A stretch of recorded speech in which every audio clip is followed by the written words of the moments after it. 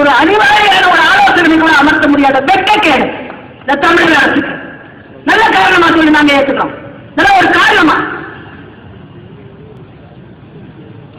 அந்த அறுவடை கழகத்துல நான் சொன்ன மாதிரி ஒரு 4 பேர் இருக்காங்க. ஆட்சியர் இவங்க எல்லாம் இருக்காங்க.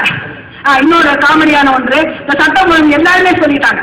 எல்லாருமே சொல்லியாச்சு. சட்டம் ஒழுங்கு ஆய்வாளர் சொல்லிட்டாரா ராயப்பேட்டை பகுதியில இவங்க வந்தா சட்டம் ஒழுங்கு கெட்டு விடும். நாளை நீ ராயப்பேட்டையில வந்து குடியிருந்தா அங்க சட்டம் ஒழுங்கு கெட்டு விடுங்கிறது ஒரு காரணம். சரி, நான் கோலம்பரத்துல இருக்கேன். நாளை நீ கோலம்பரத்துல இருந்தா என்ன ஆகும்? நான் கூப்பிட்டு வச்சுக்கிறேன், நான் வச்சுக்கிறேன் என் வீட்டுல. அப்ப கோலம்பரத்து ஆய்வாளர் சொல்லுவாரா? அப்ப இப்படி வட்ட வட்டமா நீங்க சொல்லிக்கிட்டே போவீங்க. என்ன சொல்ல வரீங்க?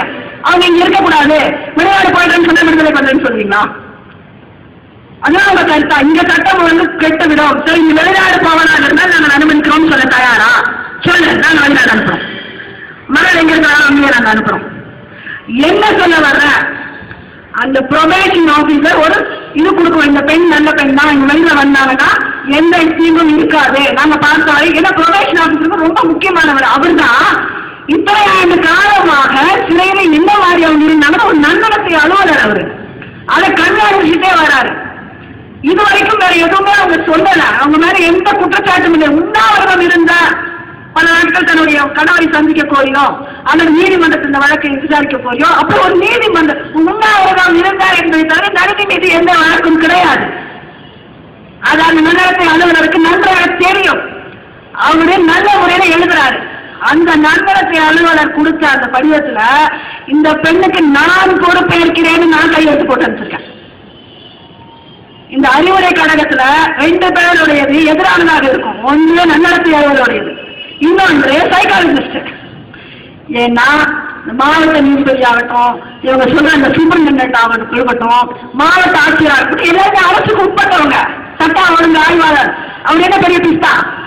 இது எழுதியாலே எழுதிட்டு போறாரு. ராயப்பேட்டை சட்டம் ஒழுங்கு கெட்டு போகணும் எழுதிட்டு போறாரு. கோலம்பரத்துல சட்டம் ஒழுங்கு கெட்டு தான் எழுதிட்டு போறாரு.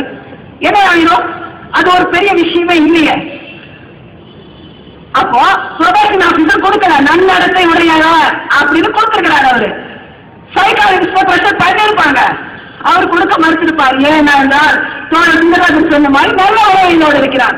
உண்மையில அவர் வந்து வெளியில வந்து இங்க உள்ள வாழ்க்கை யாரும் நிம்மதியாக கழிக்கணும்னு ஆசைப்படுறாங்க. வேற என்ன ஆசைப்பட்டாங்க? அது அந்த மருத்துவருக்கு நன்றாக தெரிஞ்சிருக்குது. அதனாலதான் அதுல வந்து அப்படி ஒரு இது சைக்காலஜிஸ்டுடைய ஒரு உளவியல் நிபுணருடைய இது வந்து சரியா இல்லை, அறிக்கை சரியா இல்லை, என்ன சரியா இல்லை, கொண்டு வா அறிக்கையை கொண்டு வா, வேற ஒரு உளவியல் வேற ஒருத்தரை வச்சு பார்ப்போம். என்னதான் நீ சொல்ல வர்ற சொல்லு. சொல்லல. நான் வந்து அந்த பெண்ணுக்கு பொறுப்பேற்பதாக நான் கையெழுத்து போட்டிருக்கேன்.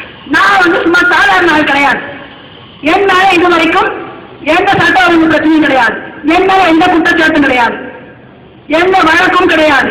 நான் சமூகத்தில் நன்றாக அறியப்பட்ட ஒரு கவிஞர். எனக்கு ஒரு சமூக அந்தஸ்து உண்டு. அப்படியான நான் அந்த பொண்ணுக்கு பொறுப்பேற்கிறேன். நான் கையெழுத்து போட்டிருக்கேன். வேற என்ன வேணும் உங்களுக்கு? வேற யார் கையெழுத்து போடணும்னு சொல்லுங்க.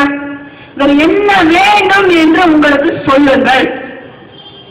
உங்க அறிவுரை கழகத்துல அந்த ராஜசௌந்தரிங்கிற அம்மா தான் அவங்க சூப்பர்டென்ட். அவங்களோட நயனிக்கு ஒரு முரண்பாடு வந்தது. அந்த அம்மா மேல வழக்கு தொடர்ந்தார்கள். எப்பன்னா இந்த பிரியங்கா காந்தியோட கேஸ்ல அவங்க வந்தது கொஞ்ச நாள் கழிச்சு வெளியில வந்துச்சு. ரகசியமாக செய்யப்பட்ட சந்திப்பு.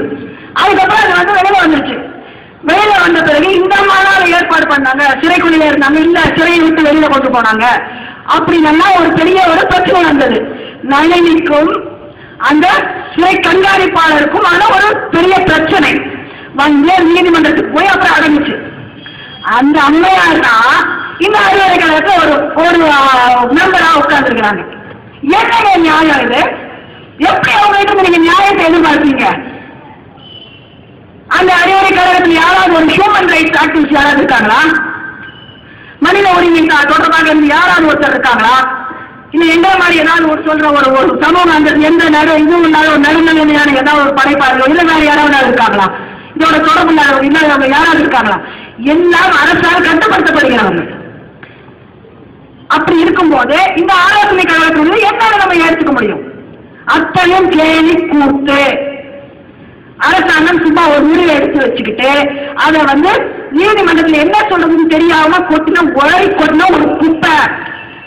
இதுதான் அந்த வரப்போகுது. இது இப்போ ஒரே ஒரு ஆறுதல் என்ன அப்படின்னா, இது இப்போ இவங்க ஃபைல் பண்ணிருக்கிறாங்க, எதிர்வினை தமிழக அரசு கொடுத்திருக்காங்க, பதில் கொடுத்திருக்காங்க. இன்னும் அந்த நீதிமன்றம் பரிசீலனை செய்ய அதனால தீர்ப்பு அளிக்கல. அப்ப இந்த வாதங்கள் எல்லாம் ராதாகிருஷ்ணன் சொன்ன மாதிரி இந்த வாதங்கள் எல்லாம் சொல்லலாம். இதெல்லாம் ஒரு காரணமான அந்த நீதிபதி கேட்டு சிரிக்கிறத நான் பார்க்கணும். நம்மளாம் சிரிச்சோம்ல, இப்ப எல்லாரும் சிரிக்கணுங்க. அந்த தீர்ப்பு வரணும். அதற்காக நமக்கு இன்னும் ஒரு வாய்ப்பு இருக்கு. நன்மை விடுதலைக்கு நீதிமன்றத்தில் அப்படி ஒரு வாய்ப்பு இருக்கு. அதற்குள்ள நாம இந்த ஒரு பெரிய இயக்கமாக இதெல்லாம் நடந்தது அப்படின்னு சொல்லி ஒரு பெரிய இயக்கமாக மக்கள்கிட்ட எடுத்து கொண்டு போகணும். நளினியுடைய விடுதலை என்பது அவருடைய உரிமை, சோனியா காந்தியோடைய அபிலாஷை அல்ல, கலைஞர் கருணாநிதி அவருடைய அபிலாஷை அல்ல. அவருக்கு பிடிச்சதா பிடிக்கலையா, நாளைக்கு யாரோட கூட்டணி வச்சுக்குவாங்கிறது பொறுத்தது அல்ல. நளினிக்கு அந்த உரிமை உண்டு. நீதிமன்றத்தின் வார்த்தைகளாக சொல்றதா இருந்தா ஃபேர் எக்ஸாமினேஷன் டு ரிலேட் அந்த ரைட் அவருக்கு இருக்கு. அந்த உரிமையை நீதிமன்றம் செய்யணும். அதை நாமெல்லாம் முன்னெடுத்து போகணும், எல்லோருக்கும் சொல்லணும், இயக்கமாக கொண்டு போகணும் அப்படின்னு சொல்லி கேட்டுக்கிட்டு உங்கள் அனைவரிடம் விடைபெறுகிறேன். நன்றி.